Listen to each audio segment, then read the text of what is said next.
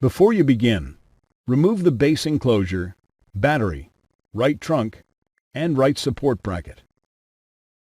Removal. Carefully disconnect the fan cable from its connector on the system board. Remove the two 4.5 mm P1 Phillips head screws that secure the fan to the top cover. Lift the fan off of the alignment pins on the top cover.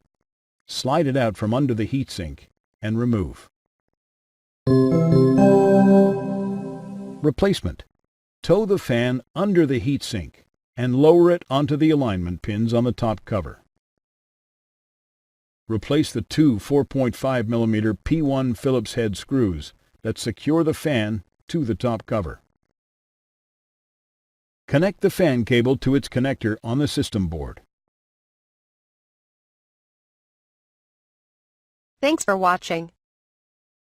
Please click subscribe for more awesome videos and weekly updates.